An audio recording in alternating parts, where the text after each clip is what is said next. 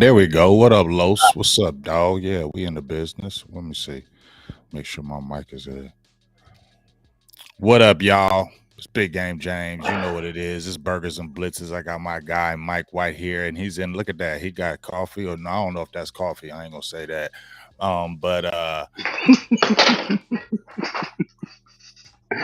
we out here chilling, about to do the damn thing. Talk about these Jaguars. Talk about some OBJ. Talk about some T.Y. Hilton. Just talk about the Cowboys news. First of all, we haven't talked in about 3 weeks. Mike, how you doing? First of all, how's everything going with you? Man, it's holiday season. It's it's fun, right? that's Right. that's the gist of it. But no, we're good. We're good. Going my little nephew's birthday party tomorrow. I don't know how much I'm gonna see of the game. I'm gonna try to. Obviously it's gonna be on, but I'm That's not why they sweating that's it. that that's why they got the all 22 nowadays. They made Yeah. it so digital you don't even gotta watch it live no more. You feel me? Most people watch the second game now than the first game, because everybody want to analyze it. But let's talk about the Cowboys right quick. They're on a 5-game win streak, 10-3. The hmm last game wasn't that impressive. Everybody's talking about it, but they did come back with the 98-yard drive. What's your kind of thoughts? Because I haven't talked to you since then. What's your kind of thoughts since the Cowboys pulled that victory out with a big blowout win with the Colts, and then to come down against the Texans? What's kind of your thoughts about the Cowboys right now? I mean, the Texans game. That's why we talk about special teams. It's the same reason we missed the playoffs in 2019 with a 114 point differential. That muff punt literally changed the game. The Right, one play, right, it changed the entire projection of that game. Now, the win probability didn't change because Cowboys were quote unquote a 17-point spread, which was bait in the first place. Anybody who ever points, if you ever bet or see your friends bet like a 13-point spread, call the cops, get them help, get them something, because anything over 7 in the NFL is absolutely insane. But to go out there and hit them with a 17-point spread, almost a death kiss. It's like the other team's going to see that. Well, it's like, wait, you think these boys are 17 points better than us? Come on right, now. right. Come on now. And, it's also any given Sunday. I mean, I know that's cliche, but the shit's true. We see it every weekend. You see it every weekend. You see bad teams beat good teams, and good teams lose to bad teams, and that whole situation. That muff punt changed the trajectory of the game. And then, Dax had this issue there's Let's reasons speak. to it, and Mm-hmm. notably, the 32nd ranked pass or 31st ranked, pass O line in the league. The dude's been hit more times than Trevor Lawrence, but has 1/3 of the sacks, and he's only played 8 games. So there's that. Sacks are a quarterback stat. He's had this issue in the front half of games, lifting his front foot, the same type of shit he did, before he hooked up with Tom House and Kitna in 17 and 18, where he was trying to throw while levitating, and it makes those passes sail. And they got to cool that down. But I've talked about it. I think I talk about it damn near every time we get together, about how most quarterbacks, and especially Dak, are rhythm QBs, and if he can't get that first drive off, then that second drive off, it stalls things. And then when you have that muff punt in between those drives, and now it's okay. Now what are the coaches doing? Are they scrambling? They gonna scrap what they originally had with the original plan, and now we're gonna do this. Now we're gonna be safe. We're gonna run it the first 65 times on first and second down.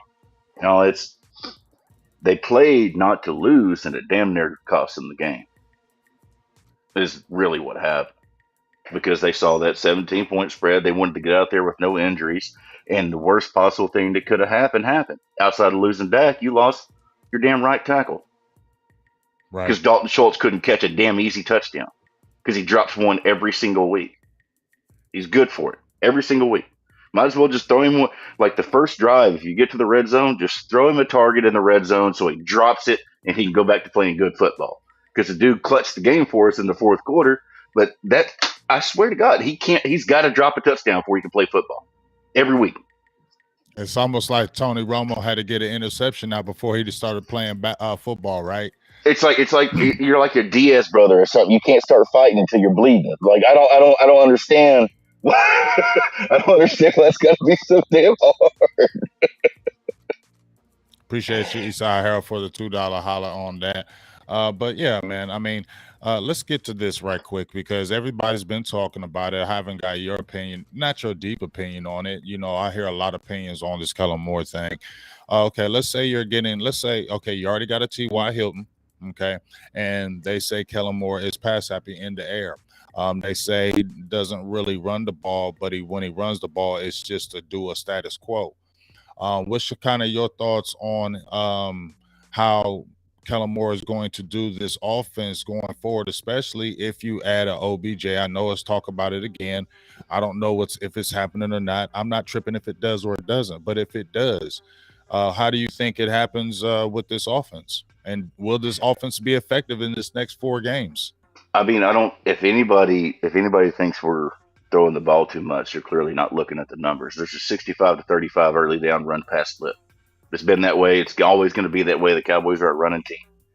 And that's also why they have almost literally double the passing attempts on third down as they do rushing attempts. It's like 108 passing attempts to 54 rushing attempts on third down. And that's it. And then you go to the first down, and I think it's. Well, I'm not looking at the numbers. I think it's like 277 to 144 on rushing attempts to passing attempts on first down, which is the cause and result. When you're doubling up your passing on third down, it's because you're doubling up your running on first down. And the Cowboys are a running team. They always will be. And it's not Kellen Moore. It's not Jason Garrett. I mean, there are degrees of coaching shittiness. Obviously, Linehan's terrible. He's terrible. He went to LSU and got fired. I think he's coaching at ITT Tech or something right now. That's not the issue. Kellen Moore sat there with John Gruden and the pre-draft Gruden QB camp when he was still doing that thing and designed to the T the Sean McVay offense, what they've been running with the slot and the pre-snap motion and the 11 personnel and misdirection and all that. The Now, dude is running the offense that the Jones boys want on the field. You're going to do what your bosses want. okay, so is it that? So that's the thing because see, we hear in the air that Kellen Moore is pass happy. So is it this? Because I said this on yesterday on my own show that those type of coordinators, when we see the Kyle Shanahan's and we see those innovative coordinators, they won't come to Dallas because they will be handcuffed and they will not be able to run their type of offense. They're going to run the offense as the Jones wants. So you're telling me, Mike, They fired Bill Callahan and blocked his promotion because he wanted to run outside zone. If you remember, I know you remember that. I remember They sent his ass to Washington. Yeah, and I remember because there was the fighting back and forth with him and Garrett about the He play wanted to run that outside zone. and they lost, and obviously we saw what happened, and he kept that like personal for life. You know what I'm saying? It's like he always wants to stick to the Cowboys. That's blood beef. Yeah, that's so that's been there for life. So you're telling me, and from what you're saying, it's more not really Kellen Moore's fault. You're telling me this is this. It's more that the Joneses. Hold on, it's more the Joneses saying that we want this type of offense here while we're under the control of the Cowboys, which they always are going to be. Yeah, and it's not as minute as, hey, we want this halfback, 38 trap on second down. They don't know that. They want to play football, guys. So they just know what they want to see on the field. They don't care the ingredients or whatever. I mean, obviously the money gets on the field with Zeke. We saw that with one knee. I mean, there's obvious things that they're still going to do. They truly believe in their heart of hearts, and they tell you this. They do multiple interviews a week during the football season where they tell you this. They truly believe that the run game opens up the passing attack. No matter how many times that's been proven false, no matter how many times it put your quarterback converting multiple third and longs a drive, that's what they believe in their heart of hearts. And because that's how they won, that's the only time they've had success was with a big name running back and a rushing attack where they know what we're going to run, and I know what we're going to run, and the hot dog guy knows what we're going to run, and we still execute the play. man on man Cowboy football. You know, it's that. I mean, they tell you, they literally tell you this, and we go back and we can see there's little differences. Like we don't get that naked boot with like we got with Linehan with Kellen. I mean, there's little changes like that, but the base identity of this offense has not changed since like 1989. Right. Yes. Well, let me get this super chat in from my dog Jay Lombardi. Appreciate you, dog. Love you jumping in here. Good to hear from you. Super chat for this $4.99. Holla, Hard Knocks exposed the Joneses. Let me get your thoughts on it. They showed that them going over plays with Mike and Kellen as if they were part of the coaching staff. I mean, I've been said that. I felt like they do influence play calling.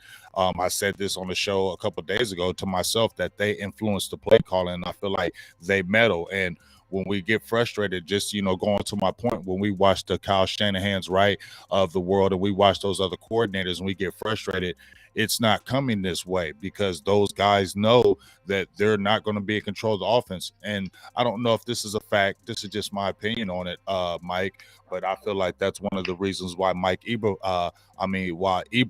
left, because Ron Marinelli was there and he really couldn't ever really coach it the way he wanted because there was going to be either meddling from Rod or it was going to be meddling from the Joneses. And he wouldn't ever felt like it was ever going to really be his input on it. So he wanted to kind of do his own thing. And I feel like that was a part of it. And I feel like maybe that does influence it when you deal with that. What's your thoughts? It does. I mean, like I was saying, it's not like they're sitting down and they're designing plays. They don't know. They're not that in depth. They're not going to spot or wide trap. They're not doing all that. But they are sitting in the game room in the game plan meetings, and they're sitting in the pre-draft meetings, and they're putting their input. And for however you want to say, oh, tell him to go fuck himself, whatever. At the end of the day, to quote Catboy, that's still your boss. That's still your boss. He signs your check. There's insubordination. You gonna do this? That's what I said. When is anybody ever going to tell Jerry him no? End up in Washington, son. End up in Indianapolis. Get sent to Oakland. Now Las Vegas. Do that. See what happens. You got in the combo of that is the Dallas Cowboys coaching staff and the Dallas Cowboys in general. Any job you get within this organization is arguably the most secure job in the entire world. If you come in here and they like you and you do what you do, you get paid. There are assistants get paid like head coaches. Or do what you told. That too. And Mike McCarthy, that's why I'll tie this back into a second if you want to get to him later. But that's why I think he deserves a lot of the Coach of the Year nods, because the way he manages this whole big top operation. Right. So you get here and you get lumped in, and they like, hey, we like Bones Fossil, whatever. He survived that weird ass year where he's trying to be the main character and all the wild ass plays and everything. Like, if they like you and you're here, you get paid well, and the job opportunities after having the Cowboys resume, look what you can do.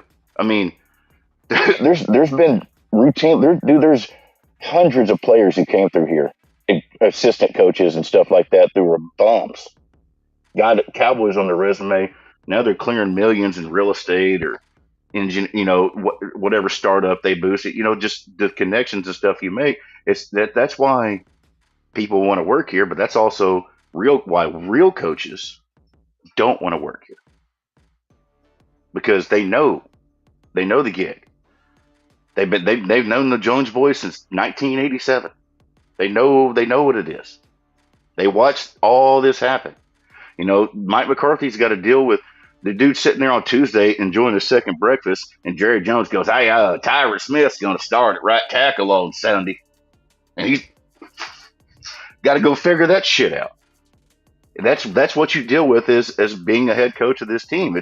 That's part of the glitz and glamour, if you will. But that's your 80-year-old GM. That's a GM. Yeah. You know what I'm saying? Because he's the president, he's the owner, and the GM. So the that dude has been Mm-hmm. He's going to do it. That's what he's always going to do. He's always going to jump in and say, this is what it's going to be. Now, I want you to answer this question right quick because I think it's kind of funny. I appreciate to see Burleson on the question. He said, was it the Jones the reason why we lost on the Niners in the last year in the playoffs? No, definitely We not. got our ass kicked. Yeah, we got our ass kicked. But I feel like, you influence things up until then. But, just like I feel like Jay said, and I've been saying this myself for time and time again, Dallas has to rise above the ownership to win a championship. Yeah, they have to win in spite of them. You have to win in spite of them. And I'm not sitting there and saying, and I'll be trying to say, Mike, I like how they get the young players. I like how they're shrewd with the contracts as far as, you don't overpay a player that's really isn't deserving of it. Not saying isn't deserving. Let me not say that, but say if we're looking at the scale of the NFL and how they rate the players, they do it right as far as how they pay the players. There's a lot of things they do really well. They're one of the best front offices in the league. They are. What it is. As far as the financial, I'm not going to fight that. But as far as the medicine, as far as the influence, as far as those, that does cause problems to me because maybe you don't get the best out of your coaching because you're always meddling in it, and that's what does the coaching fall short. So let's jump on the Mike McCarthy thing because you said let's talk about it. But this is where we're saying Mike McCarthy has to get credit for being a very good coach because, number one, Jason Garrett, who was not a good coach to me, I told everybody he would never, ever work in the NFL again as far as a head coach. Never, ever said that he would do it again. And never wanted him hired. Never wanted him hired. So when I seen a post where Jerry said he was frustrated not consistently make the playoffs, that was Jerry's fault because he hired Jason Garrett and kept him for those That was your Tom Landry. And you watched him squander 7+ playoff teams because you just so desperately wanted to be right. Right. So desperately wanted that to work. And that they always want to be right. So you had 10 years of that, right? So now you have 2 back-to-back double-digit 10-win seasons. Hasn't happened since 95, 96. You're most likely going to the playoffs the first time since 06, 07. Now, that's great and all, but if you don't do anything in the playoffs, it doesn't go anything. But that does sit to the coaching of a Mike McCarthy and how he has to deal with those guys and still keep the team on track, especially when nobody thought, I didn't think it was going to ride a wave with Cooper Rush. Your kind of thoughts on Mike McCarthy? I mean, I said it yesterday on Twitter. Y'all, I mean, everybody in chat, y'all old enough to remember Jason Garrett. How about we lose the backup punter in August and we're already doing draft prep work because we know the season's over? Every year Mike McCarthy's been here, he's lost no less than 3 integral players for significant amounts of time on this roster. The only time he came out of that with a losing record and missing the playoffs was when Dak went down and missed the season. I mean, we dealt with a decade. We dealt with a decade of this dude. Oh, Sean Lee's out. Cowboys went 2-11. An off the ball linebacker, bro. We can't overcome that. We can't overcome that. Like, there's coaching matters, dude. It matters. Like, look at the guy we're gonna play on Sunday. I hate his guts. Next Peyton Manning, more athletic Peyton, whatever the hell they want to call this dude. He's out there with Urban Meyer getting his brains beat in. They bring in Doug Peterson, damn good coach. I wanted Doug Peterson when he was Howie's scapegoat. And look what's happened. Now, I mean, they're not a juggernaut by any stretch of the imagination.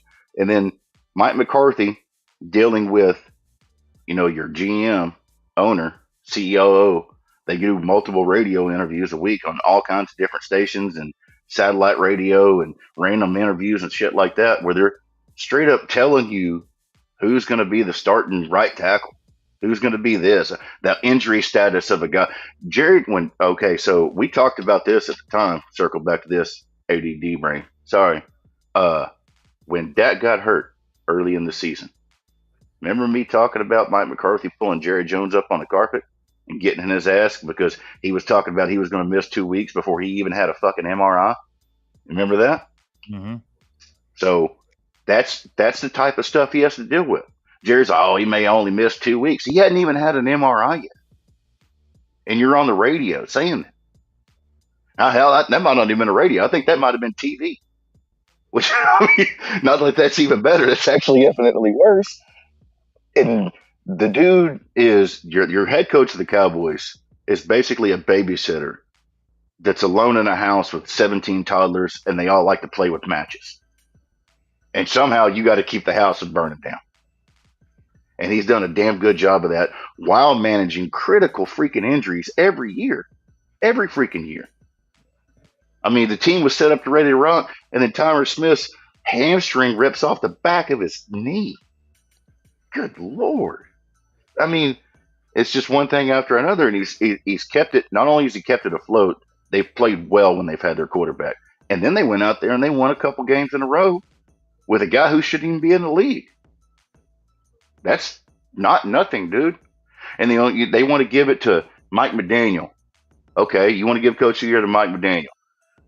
Oh, Tua's out there with a good hit finally, throwing the 2-4-2 guys. That's hard work, you know. Hell, if anybody, I think that damn Shanahan deserves it more than McDaniel out there going and winning with just quarterback don't matter. He just go win a damn game with any quarterback that can suit up. That's one thing.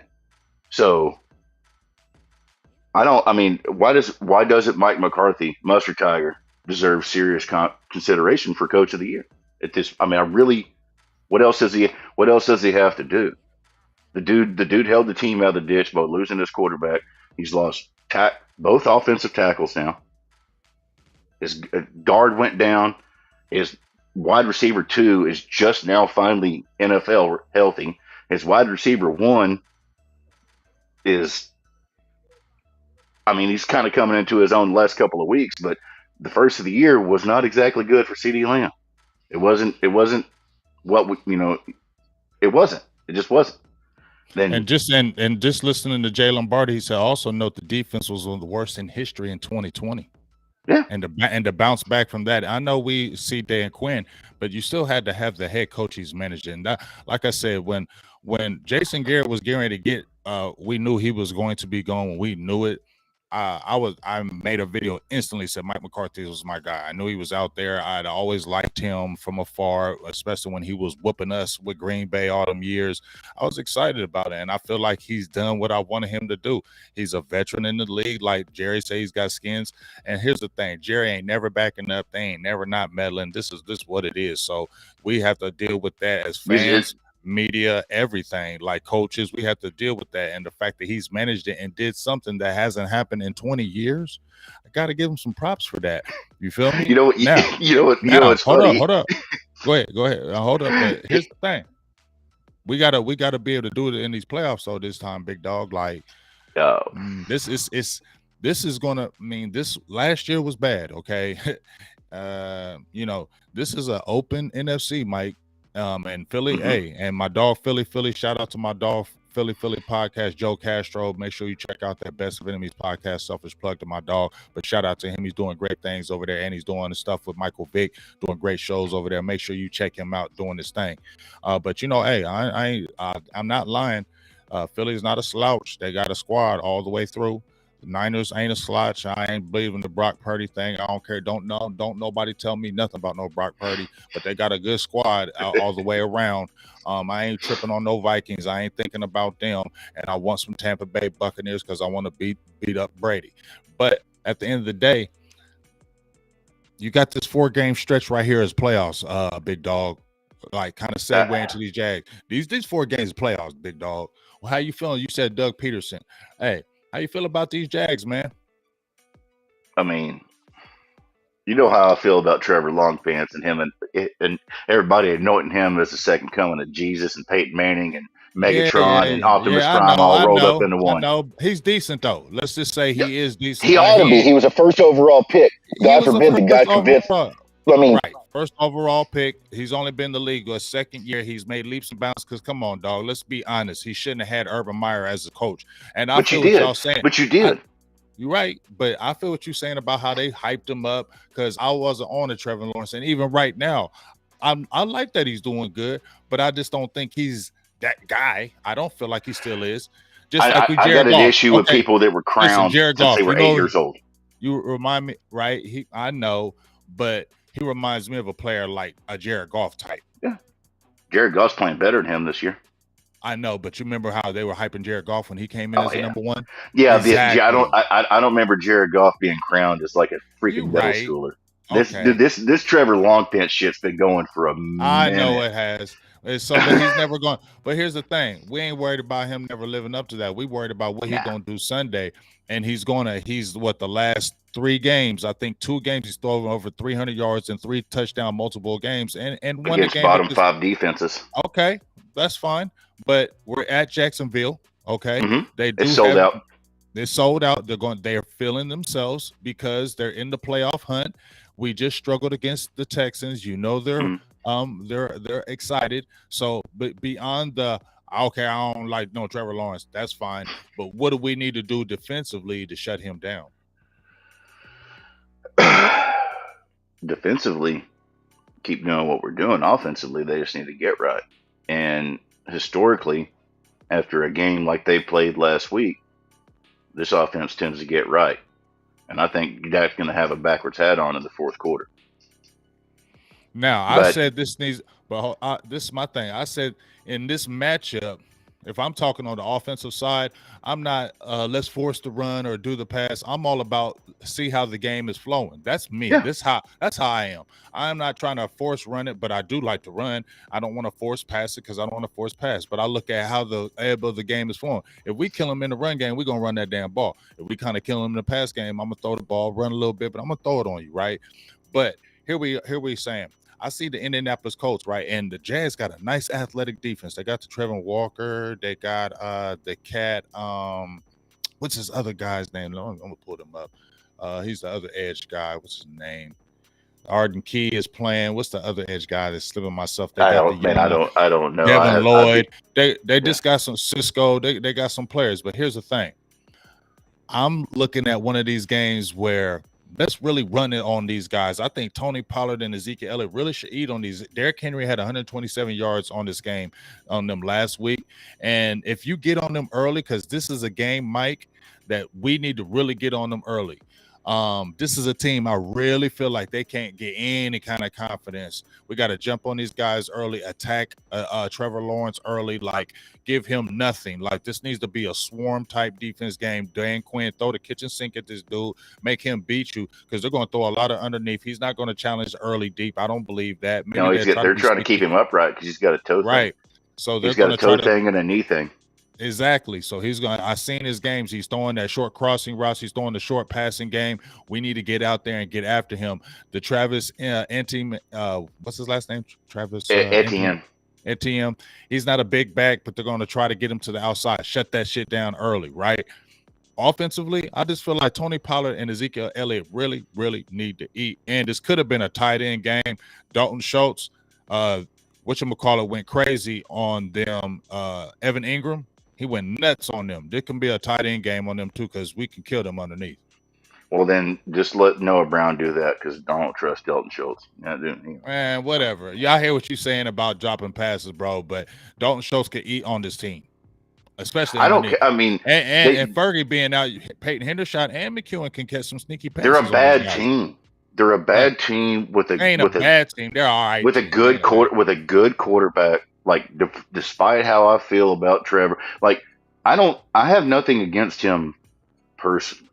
I had all the hype and all that dude being crowned since he was 9 years old and all that shit like that. Like, from all reports, he's a good dude, yada yada, so on and so forth.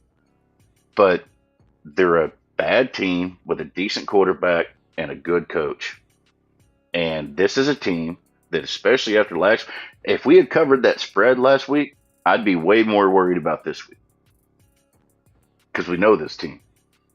And that ties back into a 17-point spread. I mean, how in the hell are you going to cover that? But the fact is you didn't.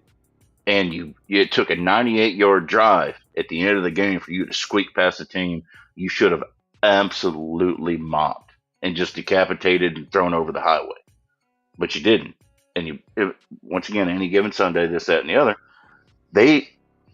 they should dog walk this team, and Dak should have a backwards hat on by the fourth quarter. That's the thing. We don't still know our team, right? That's the problem. We still don't know our team. No, because they haven't played a consistent 4 quarters all year. But sometimes, this is how I feel about my Cowboys, bro, okay? They got the talent. But I just don't trust them week in, week out. That's just how I feel deep in my soul. This is my true. If you open my heart up about what's pumping right now, I think this team can do things, do it, but I don't think they can do it. So it's like week to week because we just said that, hey, last week we should come in there and kick these Texans. But my thoughts when I was looking at this game, I didn't even watch the game. I watched a replay of the game. I saw bits and pieces of it. But my thoughts of this game was, I don't know, because Dallas could definitely struggle because I know the Dallas Cowboys. I know what they do. Now we play the Jags. This is my feelings. We got the talent to whip them. You know what I'm saying? We got the talent to smash them. But I know my Cowboys. They'll struggle. They'll do goofy things, like they'll struggle against this team and keep this team in the fourth quarter. They could blow this team out because they have it. Cardiac Cowboys, Bubby. They're always going to be. It's a just what I feel, Cowboys. dog. I don't want to feel this way, but I just don't know week to week which Cowboys team I'm. How could you not? It's a damn 35-year sample size of the same shit. I mean, even when they were the quote unquote dynasty, I mean, a lot of those games came down to field goals, Bub. Like, it's just who it's always been. It's just who we are. You got to be, either they put the game away in the third quarter, which is few and far between, or you're in a panic room with 5 minutes left in the fourth, and you're, then you hear the crowd get up, so you go watch. I think they can get out on them early. I mean, I've said this every single pod. It's the same thing. It's the same thing. They get out on them early, give it to Pollard and Zeke, let them melt that clock away, get out of there with a damn 7 or 10 point victory, and stay healthy and get ready for Philadelphia. Because I honestly do not care about this game at all. It doesn't matter. It doesn't matter to your playoff chances. It doesn't matter. It's just there to get people hurt and add stats, vice versa, which is still a stat. I'm worried about that. I want to kick their butts. I do too, but I'm worried about Christmas Eve, and then you go to Tennessee on Thursday. You said those two games back to back. The amount of games we're playing in this short time, and those two physical ass teams taking us out, showed up in the playoffs with 3 guys on the stretcher, and everybody else holding an IV bag, and a quarterback got bandages on his head. What, though? This is what I say, though. I feel that. But I feel that. Trust me, Mike. I feel that. But this is about to be playoff season. Injuries can happen. You get one handoff, and it could be one freak accident, and you could be hurt. So that's just the way it is in the NFL. Guys can get hurt. You can't protect them because when you try to protect guys, get injured. Well, that's why guys got hurt last week. They played not to lose, and your mind checks out. It's like, okay, so that states the coaching, and the coaches got to say the players got to stay involved the whole damn game so you don't get hurt. But at the end of the day, this is Dallas needs to be battle tested, dog. In my opinion, I don't care if it's 3 playoff games away. You got to be battle tested, not trying to get the easy road, dog. We've been getting our butts kicked for so long. We need to be battle tested. We need to see what this Cowboys team is really about. And so, yes, these are going to be some tough stretch of games, but they're needed. They need these. They need these. They need these. Yeah, I mean, and, once again, at the end of the day, there's what? 3 good teams in the NFL right now, and the Cowboys are one of them. Mm-hmm. I mean, we look at everything at an overly critical lens because that's what we do. We're fans of the team, and we see the weak points, and we see this, and we see that. And a lot of people, and we're in the echo chamber on Twitter, on Cowboys Twitter, where we see all the warts, we see all the high points, we see all the lows. Other teams have the same shit going on, Just like Philadelphia, Nick Sirianni's out there beating his chest and flipping off the crowd after they got a bunk penalty to get them in a comeback win versus the Colts. And we go out there and drag the Colts up and down the damn field. So every team has warts, and we just we see ours, and they are bigger, and the problem is ours tend to show up at the worst time. And that's everybody's still scared about the run defense. You should be. If you're not, you're lying to yourself. Well, especially with Jonathan Hankins going down, that was huge. because that Hey, was good my time. big addition. Good thing they cut 3 defensive tackles in the last month and a half. Well, they did sign the big boy though. They did bring him in. Yeah, off a practice squad, but I mean, still.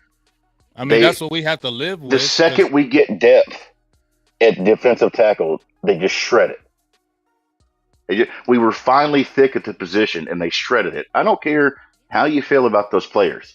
The fact is, they were on the team, and damn, Tristan Hill was having a good year, dude. I mean, for him, I'm not saying he Well, was, you know what I mean. He was having a good year, and then Ridgeway, and then freaking Basham. They called Basham a D. He wasn't no D. He's a D like damn Tyron Crawford. So, yeah, but you know who needs to step up? Neville Gallimore.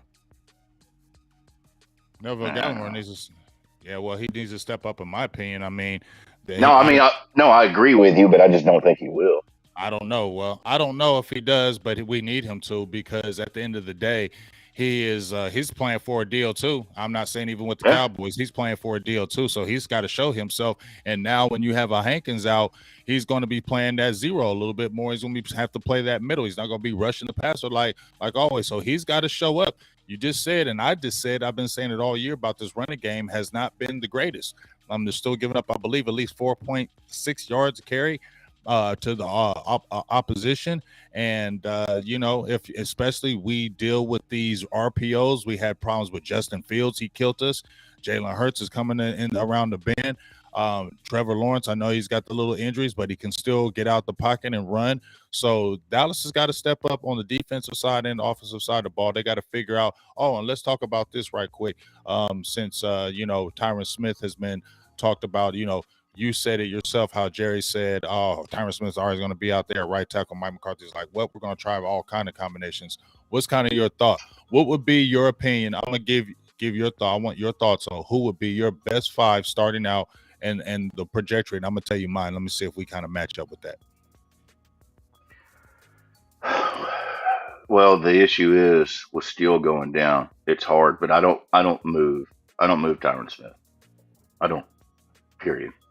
He's earned the right to tell him to sit and spin, and he should be at left tackle. Put, oh boy over there, Peter's already volunteered to play right tackle. He was good at it. Keep him as it is, and then the rest of your guys are still there. Move if you want to move Tyler Smith to guard, which everybody's been begging for, by all means. Your center set. I think McGovern got healthy this past week, but he's bad, so whatever. He's bad. I mean, not good. He's not bad, bro. Like this whole year, everybody said he couldn't play. That's crazy how everybody said he couldn't play left guard, and he's given up literally 1 sack and one holding call all year. Now his power hasn't been best because he's not the most athletic guy. And that's they put 2 of those calls. But they put 2 of those calls on the center. But he's one of the better. He's been one of the better pass blockers on the team. There's been those outside edges that have been getting killed. Let's keep it real. Even Terrence Steele, I love him. He kind of get 31st ranked pass pro in the league. Any way you stack it. You feel what I'm saying? So any combination, and then somehow Dak has single digit sacks, right? Which is amazing. I mean, they're still first in the league in sacks given up. I believe. So that's crazy. with the 31st ranked pass pro, and people want to tell me and then we go to Trevor Lawrence, who's been hit 27 times and been sacked on 23 of them. Right. Versus Dak's been hit 26. And I've been saying this, if you put Tyler Smith at guard, I'm not saying, oh, no, keep McGovern in. I'm not saying that because Tyler Smith will be the better guard. I know that. But what I'm saying, this will be my combination. I feel what you're saying about putting Jason Peters there, and Tyron Smith has earned the right. I got you. But if Tyron Smith is really saying, hey, I'm cool with it, and he played right tackle, it's not like he didn't. If you look at the careers between Jason Peters and Tyron Smith, Jason Peters did not play right tackle as much as Tyron Smith did. Jason Peters' rookie year, he played like half snaps right tackle, half snaps left tackle. It was all a decade ago. I mean, it really doesn't matter. but it does matter to me because Tyron Smith strictly played one side at right tackle a whole year. that does matter to me because that tells me he can do it. And that tells me he's 7 years younger than Jason Peters. Now, I feel what you're saying. He's earned the right. Now, but if he truly said, it's cool, I want to do whatever's for the team to win, I feel more comfortable with Tyron Smith being at right tackle because he's played it a whole year. And if you looked at the year he played it, he gave up 20 pressures. He had the 8 sacks, but that was his rookie year. He's Dude, they were calling him a bust. They wanted him fired. They wanted him cut. They wanted him. I remember his. I remember him playing at right tackle. Too, but his they first was 2 on years his at left ass. You're right. I remember how they were on his ass, but they were also on Doug Free's ass too, and they were signing him to a big deal. I remember Doug Free was Doug Free's one of the most disrespected players in Cowboys history. Yeah, Doug Free was a lot better than what he'll ever get credit for. Probably. And then he retired, and all the people that were shitting on him were like, "Wait, Doug, come back! No, we need you." Not me. I mean, you're wrong. Not me. Not me. I like Doug Free, but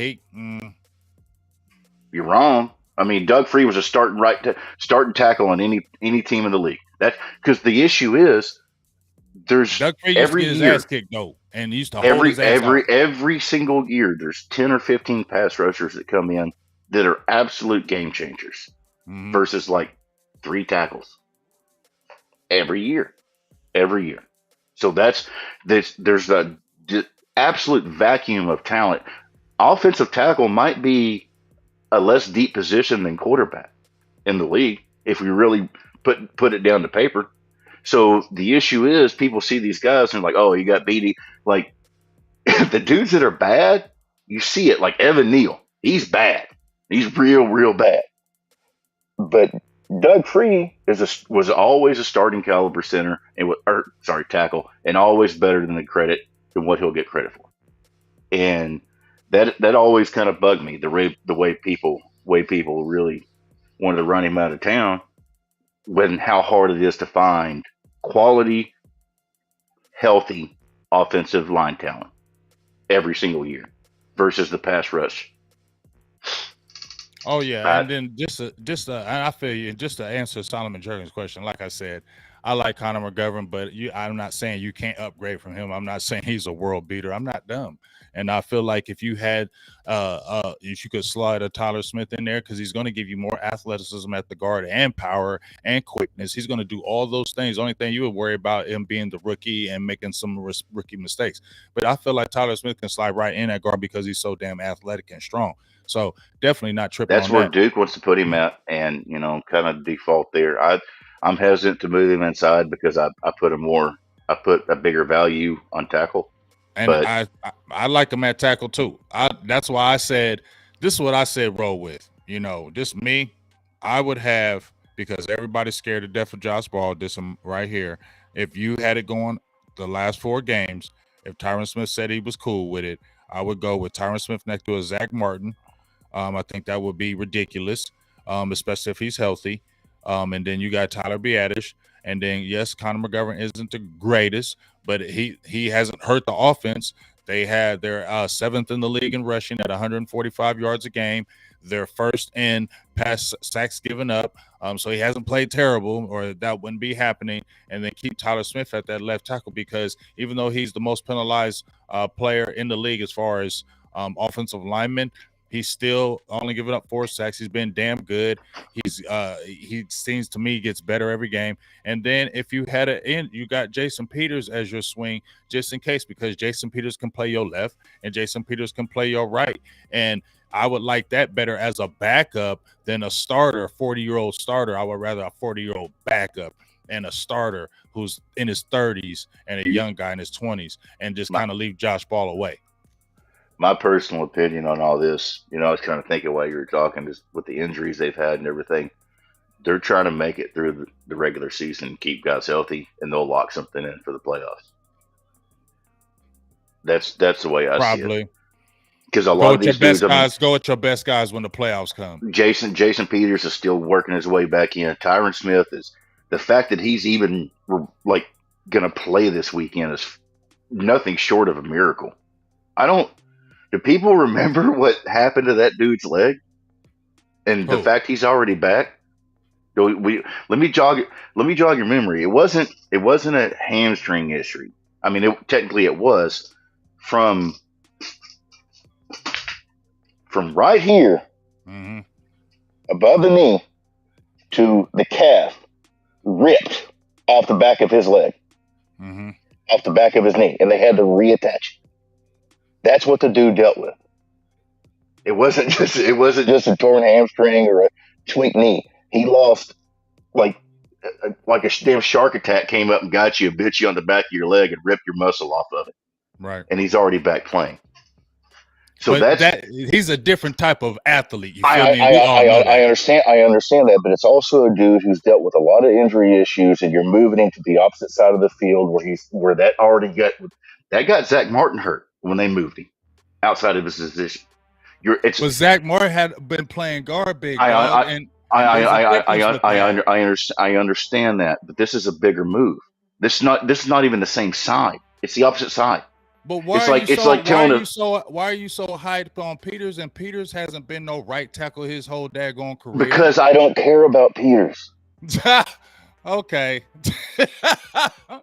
So the truth about his feelings. I mean, the dude's whoa. Yeah, I mean, Tyron Smith has earned the right. He's a Hall of Fame player. He has earned the right to tell them to sit and spin. And the dude's recovering from a hamstring injury, and that's the leg you're going to put on the outside. I got It's that same leg. You're it's like asking a left-handed pitcher. It's like, hey, guess what? You're going to show up today. You're going to throw right. What? That it's a completely backwards. Every hand check, every foot movement, everything is backwards. And he's just now getting back from that crucial injury. And I know that he quote unquote volunteered for it. I mean, what if he volunteered for it though, Mike? I volunteer for a lot of dumb shit in my life, dude. But here's the thing. But you are okay. Let's take out your job though. Does versatility count? Does it make you a better team player, and does it make you better for the organization? Yes. And if I had a crew member that was coming back off, and you would do it too, would you? And he volunteered to do tile work because our tile guy was sick that day. I'm not putting him out there because I know he just recovered from a back injury, and I don't want him bending over the damn tile floor all day. Okay, I got you. That's just. Even if he said I'm good though, Mike, I'm good. I can do this, Mike. Des Bryant said he was good in 2015. I mean, like. You know what I'm gonna do? You know what I'm gonna do, Mike, as a boss? I'm like, all right, buddy, I'm gonna just watch him. Let's try and see I'm gonna see how he's doing. If he gets up and says I can't do it, I'm like, okay, let's scrap it. But if he actually says he can go and he volunteers and he says he can go, I'm sorry, Mike. I'm giving him the opportunity and I'm gonna monitor it and see how it goes. What if that monitor involves getting your quarterback decapitated?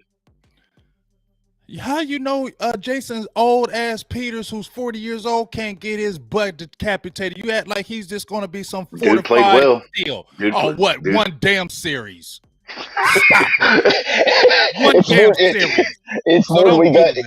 It's more than we got in Tyron Smith playing right tackle this decade.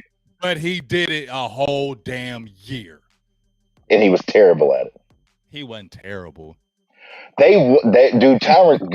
I'm going to pull some damn receipts after this. Tyron Smith was a damn bust at right tackle, and people was trying to run him out the league. I remember, dog. You act like I don't remember that. You act like I remember everybody was mad at him, but I remember they hated his ass. But you know what? There was a lot of talk already that they wanted him to be the left tackle, and they didn't really think that was going to be his spot. But he was flexible and he could play it. And they were already talking in the move, and you were already talking about it. I mean, I remember when they were already in the air because Doug Free was already talking about in the air possibly retiring. So that move was already kind of going to go the way it was. So it was kind of going that route. And a lot of people just said, just play right tackle your first year, and then you're going to the left side. That was the plan anyway. You feel me? Yeah. It'll be all right. It'll be all right. It's got to be. I mean, it's going to be because Dak's going to make it all right because he's had the 30 worst. Let's be honest. He's had a bad offensive line all year, and he's taken the 21st amount of sacks or some crap like that. And it'll be all right. And I'm just worried. I'm not worried about Peters versus Tyron or anything. I'm worried about Tyron Smith coming back from that horrible injury and you putting that outside leg, the one that he tweaked, on the leverage. That's That's what I'm worried about. That's understandable, and like I said, that's understandable, and we'll see. But Jags, like I said, Jazz games coming up, Phillies getting ready to come up, Titans. I like these tests because I want our run Man, game. that's I want our run game to be tested. I mean, yes, like we need to be tested because we're going to be dealing with them animals in the playoffs, dog. We're going to be dealing with those monsters in the playoffs. There's going to be running teams in them playoffs. So we're going to see it regardless. So we need all the prep we can get, and we need to be able to go against it. I mean, these other teams have played these teams too. The other guy, we have the pretty much same schedule as the NFC East. So these guys have played these teams too. So it's not like we don't need this. And it's good if we're getting it at the end of the year because this run game needs to be tested. And hopefully you see about Hankins maybe coming back in the playoffs. So it's really the coaching, bro. It's the coaching mindset. Mike McCarthy, you got to do it, big dog. You can rise above this, but y'all going to have to play elite football. Elite football. That's the thing. Dallas is going to have to be playing. Remember when we were talking about last year, Mike, how they weren't playing hot at the end of the year? They need to be playing hot. So these freaking 4 games, they need to be at least 3-1. Kelvin Joseph is the key to this game Sunday. You right. Hell yeah. He needs He's that good work. Matter of fact, it's Sadly enough, I believe he's the key to the damn season. It's not the fact I need him to play well. I need him to not suck. I need him to not give up 50-yard free penalties. So that catch was a catch. I'm not, dude.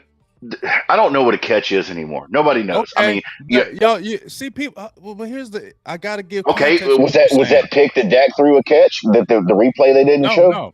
No. I'm just saying. But when we're talking about Kelvin Joseph, this is what I'm saying. And people, you need to understand, Mike. I've been on Kelvin Joseph ass, bro, since he's been drafted. But now we're forced to play. But we needed to play him. He's a second-round freaking pick. He's got to play. You're wasting his time. He's not ready. Okay, well, when is he going to be ready? It was a bad pick. Okay, it was a bad pick. Maybe it was mentally, but we can't say he don't have ability because I saw it last year. He has ability. He has ability. He has an inability to care, and he's been publicly called out on that several times. But you know what? We've seen players adjust to it before. We got to give it a chance because he needs to come out here Sunday. He needs to come out here Sunday and not get picked on because Trevor Lawrence ain't going to try Trevon Diggs. They ain't trying Trevon Diggs. He's going to pick on him, and he needs to step his damn game up here. And that's where I'm going with that. If Kelvin Joseph comes out here Sunday, gets picked on, and has a solid game, they're going to catch one on him. They're going to catch one. It's just that's how football works. Like, I hate that shit. Like, Anthony Brown gets hit with a 58-yard pass. It's like, dude, the other team has professional athletes on it. They're going to make plays. They're an NFL team. It's what they do. Your job is to not help them make plays. And don't help. There's a lot of I'm one of the biggest Anthony Brown defenders on there. Like, the fact that a 50-yard piss missile gets laced outside the hashes and drops in something the size of my damn cup, that is what it is. But don't pull their jersey. Don't trip them up. Don't get caught with illegal contact. Don't hold. Don't do it unsportsmanlike afterwards because you believe you got interfered with and get a 15-yard after the fact penalty. You asked him to be perfect, Dan. You said don't. No, I'm asking him not to be an idiot. Hey, how's he an idiot though? Like he just got to. Okay. How about that punt gun penalty where he just flat out just speared through the dude? Was that a penalty though? Yes. Was that last week or was that the week before? Yes. I had a week's where I think it was a week before. It was okay. It was Colts game. Because it was Colts game because last week was a muff punt. But he didn't play that bad in that Colts game. Ran right through it. Right, but he had a good pass breakup in that game. That little brain dead shit in the playoffs. That's what I'm saying. The dude's like he has to play the way they thought he could play when they took him that high. You have to play mistake-free football. I don't care if you get a pass caught on you, dude. It's gonna happen. It's flat out gonna happen. I don't think we're giving him enough chance, though. I feel like, and I've been frustrated with him. The coaches see him every day, dude.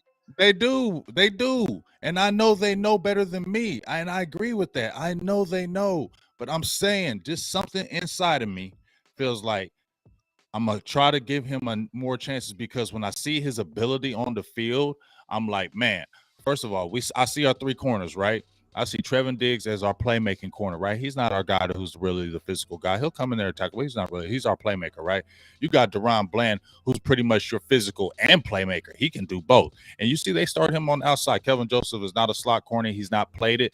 That's where Deron Bland gets most of his snaps. But when I seen Kelvin Joseph out there on the outside, he has the physicality. He has the athletic ability. His problem is, and I agree with you, has been the mental part of the game. Him not caring, him not taking himself out of There's a little bit of death, taking himself out of plays and stuff. Yes, but I'm sitting there thinking like that's frustrating. But when I seen these last two games, him starting, I don't feel like he played bad in them games. And that half a game that he played in Indy, he had a big time pass breakup to get them off the field before we had the roll of the points. And then in this game, other than the catch, and it wasn't really a catch, it was 4 or 5 catches for 33 yards. That's not bad considering. Now he's going to have better receivers going against Jacksonville because they got Zay Jones, Marvin Jones, and then they got Christian Kirk. Right, and then Evan Ingram, they can flex out, and he can do some damage too. So we should have got Calvin Ridley. That's sidebar. Yeah. Sorry. Well, and I get it. You know what I'm saying? But to me, I said these next two games, Mike, were a good test for him because he needs this going against Gary. That's why I said I'm not. Don't get it twisted as I'm writing him off. I'm saying that dude is all of a sudden since Anthony Brown went down, you're a way more integral factor than what he had intended to be ever on this season, and now we have to see it. We haven't seen it. We may see it. We may not. It'd be wrong to say either way. Mm-hmm. Now he has. He has to. He doesn't have a choice. Right. And that worry. And that does worry me. Out. But here's the thing, sure. though, Mike. We're going to find out the true test if he's really the player of the future. And we needed to find this out, though, Mike, didn't we? Let's keep it real. I don't want to find it out in the playoffs. Okay, but Anthony Brown, I'm going to keep it real, dog. Anthony Brown played lights out last year, and I'm not the one that poo-poo on a player because Anthony Brown is not a terrible player. But Anthony Brown will get worked up, too. The only thing, he got more experience. But if you're talking about the ability – only thing that's held Kelvin Joseph back is Kelvin Joseph. That's just it. He's the only one holding him back. If he just really dedicated to the game, and we've seen players, can't force it. I know, but that's what pissed me off when he got drafted. People, you don't like him because he raps. It's like I don't give a shit. I knew the red flag too. I was worried about it. The dude straight up missed. I mean, he missed rookie camp because he went to Arkansas to do a show and got COVID. Yeah, well, I'm just saying. That's why we wanted the Asante Samuel Jr., but he's struggling this year. But he's Asante Samuel Jr. He's getting him out. He's struggling this year. He's getting it. But like I said, I just hope. I'm saying let's keep hope alive. Let's hope he really turns up in this game because we need that. The way he plays would give me a lot of hope. Dog, our defense will be so much even better, especially in that secondary. If you got him playing good, Bland and Diggs, bro, that's a good secondary, dog. That's what San Francisco has. San Francisco doesn't have any quote unquote stars in their secondary, but they're always in the right place at the right time. And they always come up with clutch. They don't make dumb plays. They don't give up long third down bombs. They went out there. We saw it. We saw it last year. Damn MVP. They went out there. Jimmy Garoppolo had 80 damn yards for like 7-9, and they beat the damn Green Bay by 18 points. Yeah, and here's because they're at the right place at the right time, and they don't make dumb plays. And here's the thing that I say about what Dan Quinn, he's finally got everything that he wants. Those guys just have to play because if you look at the corners, remember, Trevin Diggs, 6'2", right? Bland, 6'1", Kelvin Joseph, they have 6'1". A type.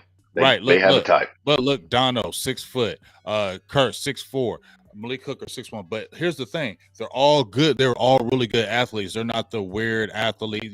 They're all really good athletes. So I like how he has the big size. For real, I can't lie. I like how he has, but they're athletic too. And like I said, KJ to me is really the key, because those other guys are playing pretty decent. They're playing pretty well. Malik Hooker's having like a career year. We see what Dono is. He's the ultimate box safety, and then you can flex a J-Ron Curse. If you have KJB, that other outside guy, and you can flex a Bland in that slot like that, dog, I feel good about this defense. So please, everybody, send your prayers up for Kelvin Joseph to get his mind right, because if he gets his mind right, he's the key, bro. He's the key to the season. Yeah, I'm gonna just say it again. He's the key to the season. I'm gonna say it again. Where are my keys at? Where are the keys at? I'm gonna find my keys. I got a USB key. Here yeah. See, he's the key. Kelvin Joseph, bro. Look at this. Hey, watch this tape, Kelvin Joseph. Watch this tape. You're the key. Bro, if you get it together, bro, you'll make this defense different, because the defense was already damn good, but they just need that other lockdown type guy, physical guy can really put you. That's not free yards. Yeah, that's not free yards. Don't be free yards. That's what your second corner is. Don't be free yards. And Anthony Brown, unfortunately, this year has been free yards. There's some penalties, this, that, and the other. We talk about that. Kelvin Joseph has more of a physical side than Anthony Brown does. And that's what I'm worried about. What? I'm going to take the ball falling 10 yards uncatchable, and all of a sudden there's a But it hasn't happened so far, though. It hasn't happened so far, though. It hasn't. It hasn't. But once again, it's just positive thinking, bro. I'm a Cowboys fan. I don't know how to think positive. I got 36 years of mental abuse. I feel you. I got mental abuse too, but we got to think positive. That's my trauma. I'm praying good you don't get to tell me how to deal with my trauma. Hey, I'm praying good things in the air for Kelvin Joseph, because, like I said, dog, I need him to turn up in this game against Jacksonville, because it makes his defense so much better. It makes me feeling even better heading into that Philly matchup and heading into the playoffs. So I need Micah Parsons healthy. Yeah. And let's talk about that right quick before we head off here. I'm not going to hold you too much longer because we're an hour in. But just your final thoughts on, like a Michael Parsons. You got Anthony Barr that's back healthy. You see what Damone Clark is doing. LVE has stepped up. He's playing better. I think, and then now you got Michael Parsons, who's leading the team in pass rush attempts. And we know he's not as healthy as he was, and he said it right now. Hey, he's playing through a hyperextended knee and a tweaked hamstring. Right, but why is that? Because the way he's getting hit, way he's probably getting held, is torquing and turning his body the wrong way.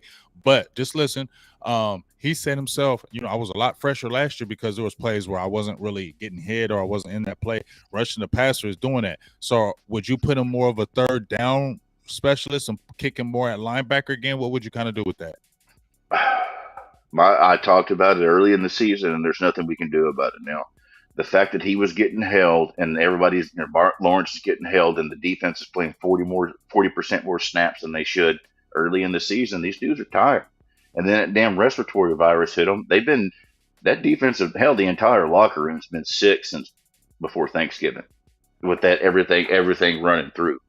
And then you tack that on to them playing more reps than they should because these bogus ass non-holding calls and bogus ass pass interference calls, roughing the passer and whatever the case, where the third down should have been closed down, but it didn't. And then you play an extra 2 series, they're tired, and that's why I'm even more worried about, what I was talking about the Christmas Eve to Thursday, playing them 2 physical ass teams right before the end of the season. They need to win this game and beat the Eagles and just play whoever on the last 2 games. I don't care. Go let Derrick Henry get 485 yards versus I don't need whatever. That. I don't want that. I'm gonna say go ahead. Commanders, maybe. I only want to lose Commanders. If there was any game that you just said, I'll take health over a W versus a stupid team any day of the week. No, there's nothing. The Titans are meaningless to us. They're meaningless. So are the Jags. Yes, they are. So yes, they are. But they need to win. They need to win this game, and they need to win it. They need to put a consistent damn 4 quarters together. So we're gonna get a good. This is a big game for the Jags because this is a real playoff game. Their playoffs on the line, and that season stadium sold out. Right. So they're going to be there. That's why this is a good game for us, because this game means something to them. This is a playoff game for sure. So I want to see how these boys play. I want to see how these Cowboys show us what you're going to do, Cowboys. But get ready to head off here, dog. Got to start this day feeling good, man. Really appreciate you jumping on here, doing our thing. I'm glad that we're able to get a little bit more consistency now. I like that, and we'll be heading, especially when we're getting toward these playoffs. We'll have some really good chop talk going on. So I really appreciate you jumping on here like you did, and like you do. I know you're like in between things, but you see my dog Mike Weiss handle at the bottom.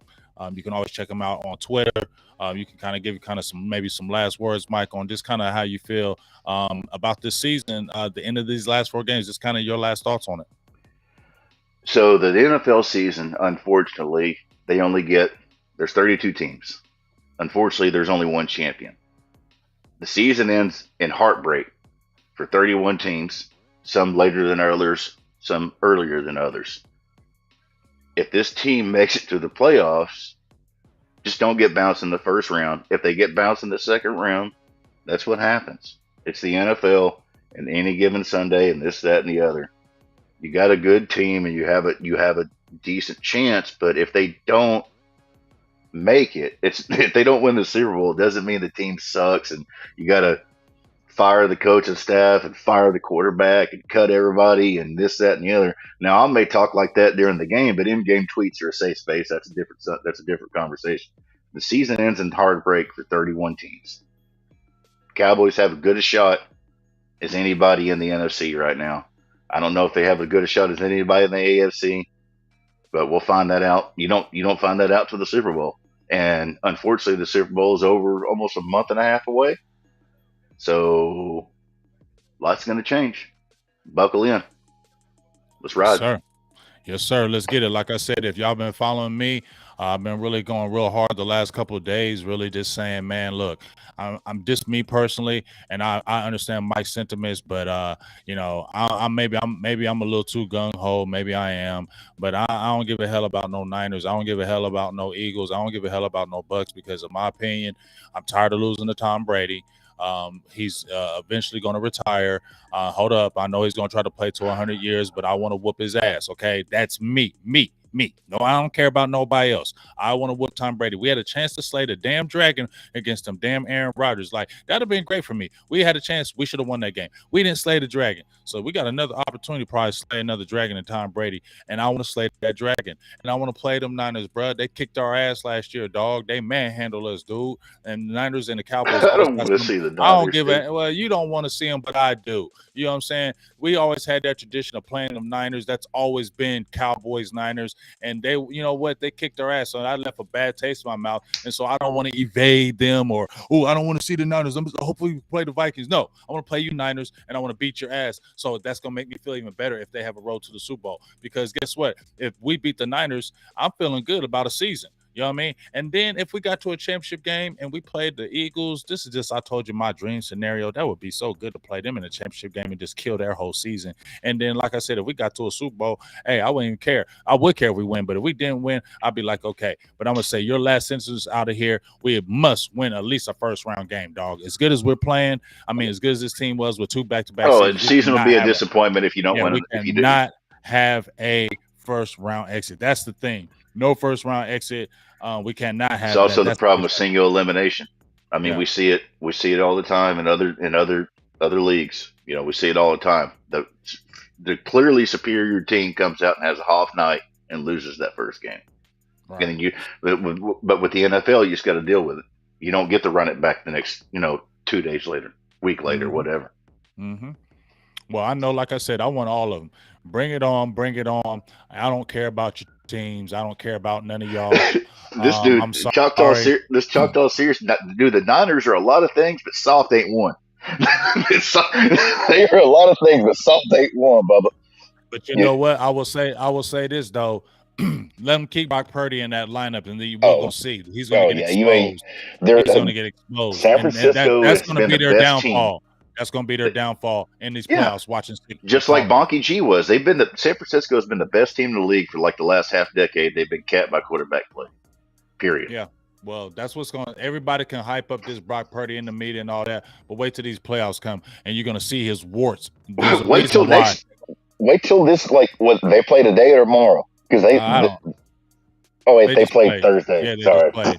And I just Wait till saw next him. wait till next weekend. You'll see it. Yeah, You'll see you'll it. see his warts. You'll see his warts. But hey, we're gonna get up out of here. Appreciate you, my dog. Make sure you be safe. Make sure you take care of yourself. Happy Merry Christmas to you. If I don't talk to you Merry, before then, happy holidays everybody to in you. chat, Merry Christmas, Happy Hey, Hanukkah, Merry Kwanzaa, Happy Festivus, 2022, Happy 2023, all Holidays, that good whatever. stuff. We appreciate everybody. Make sure y'all tune in to me tomorrow. I think I'm gonna do a live. I haven't did a live play-by-play in about 4 weeks because I just haven't. But it's a stretch run. I feel like these are really serious playoff games, so I think I'm gonna rock one tomorrow. So jump in there for Big Game James, and we'll be talking to you soon. From my dog Mike White, Big Game James, we out. Burgers and Blitzes. Talk to you soon. Peace.